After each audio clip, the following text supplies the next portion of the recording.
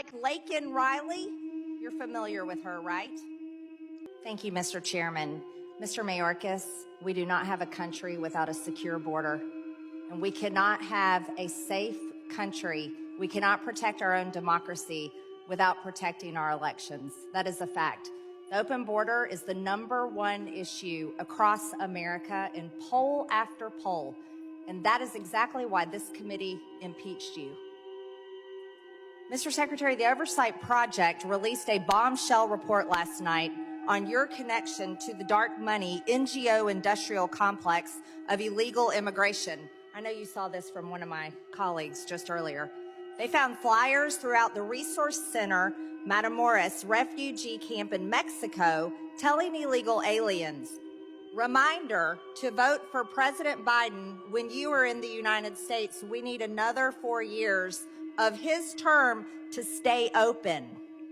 Eyewitnesses saw the flyers also being handed out to migrants who were using RCM for assistance in coming to the United States.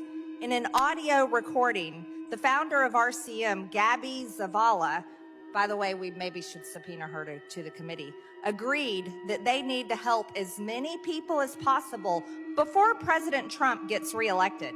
RCM is an operation that houses functions for the Hebrew Immigrant Aid Society, which helps migrants enter the United States, and you're familiar with their work. We know that you served as a former board member of this group that funds illegal immigration, and they're very proud of you, Mr. Secretary. They congratulated you on your nomination. You worked as a board member of an NGO that is working in conjunction with other NGOs, which are not only financing the invasion of the country, but also telling illegal aliens to vote in the United States elections. They are telling illegal aliens, non-citizens, to come vote for Joe Biden. That's your boss. This is corruption at the deepest level. As a matter of fact, I would call it treason. It's treason because these people have declared war on our citizens by raping our women, our children, and murdering people. Like Laken Riley, you're familiar with her, right? Congressman Marjorie. Are you familiar with Laken Riley?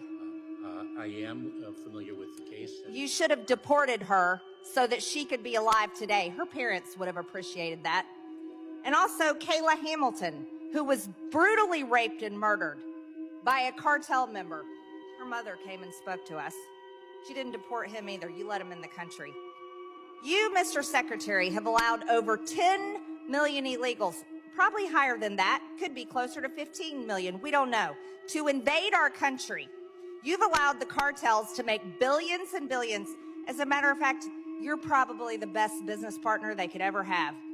They make all this money in human trafficking and drug trafficking at our border.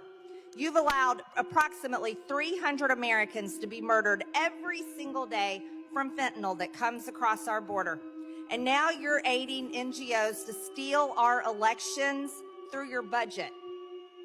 I demand proof of citizenships in our elections, and that is something every single member of Congress should care about.